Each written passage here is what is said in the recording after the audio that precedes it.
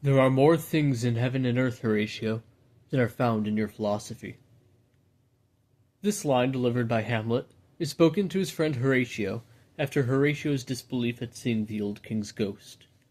A line spoken in reference to a supernatural, non-tangible thing.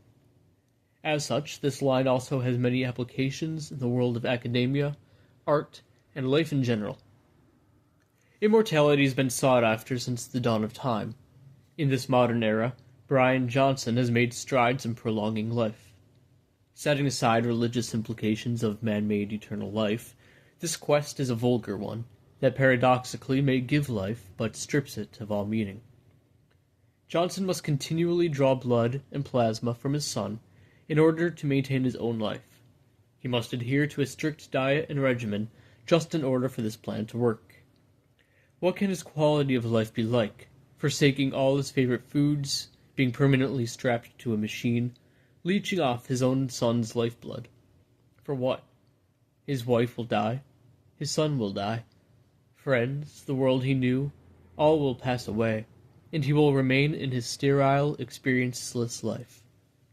And all the same, he is doomed to stand before the judgment seat of Christ anyway, at the end of time. But even if he could experience everything, could eat what he wanted, go where he wanted, it would all be meaningless. Time and existence itself will be his prison, eventually becoming mundane and routine. Nothing would be kept from him, and that would be his curse. He would despair of new friends and relationships, knowing they are doomed to fade away, all the accumulated pain and sorrow weighing down on his shoulders. For life takes meaning from its impermanency. We are forced to squeeze out and to value every last second. Though man's instinct and psyche cries out against dying, there are more things on this earth beyond human philosophy and understanding.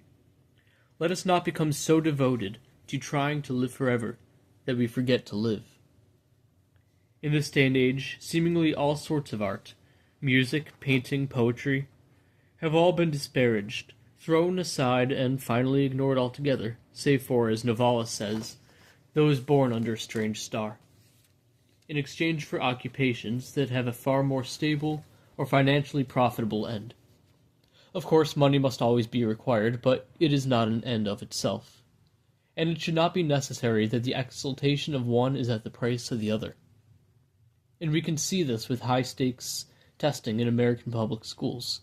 There is no room to learn anything that will not be on the test.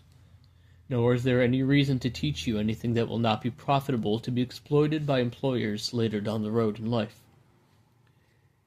Man's failure to combine the tangible, factual, and physical with the intangible, sublime, and the spiritual will be his final step into homogeny, and drowning in the slough of despond. Finally, all purpose gone with the divorce of the two realms. For where there is no marriage between the two realms, there is no true philosophy or meaning. For man is both physical and spiritual, and has a hunger for both. This is one thing Elon Musk is unable or unwilling to grasp. Recently, he has announced an AI version of Vine, artificially produced slop, completely separate from what made Vine special, the human element. Humans being human and engaging sincerely with that activity. This app Musk proposes is devoid of art, if Vine can be called art. But Vine was real. It was human and authentic, something impossible to explain without the metaphysical. This is what Hamlet invites Horatio to contemplate upon seeing the king's ghost, the existence, implications, and philosophy of the metaphysical, beyond human understanding, but imperative to the human condition. One of the greatest debates currently raging is in regards to the nation's GDP and the H-1B immigration program. Supporters of the program argue that America is a place of opportunity for all to justify the surging in of cheap labor, drowning out the possibility of true Americans to have the equality of life they deserve by virtue of being American, and truly of this country. The soul of the nation has been sold to the devil of unrestrained free market, unregulated where it matters most. In the name of inclusivity and fair chance for all, it is fast becoming nothing more than a homogeneous economic zone where only the elite merchant class can prosper. There is no more distinct national culture, for all nations are now merely economic zones, stripped of all life and meaning.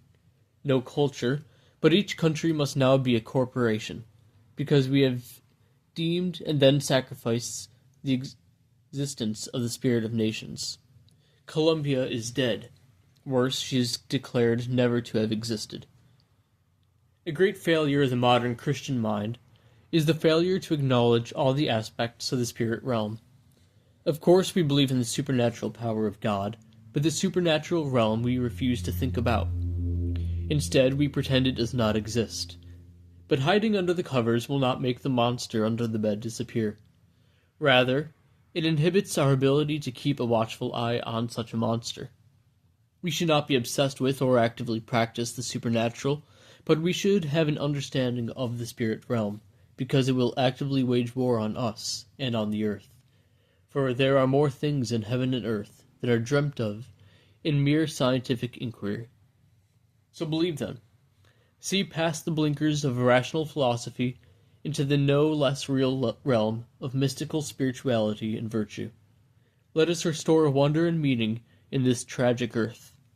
For once we fail to introduce beauty and purpose, in short, the ethereal and transcendental, into the various aspects of life, from literature to architecture to clothing, life becomes that much more meaningless and empty.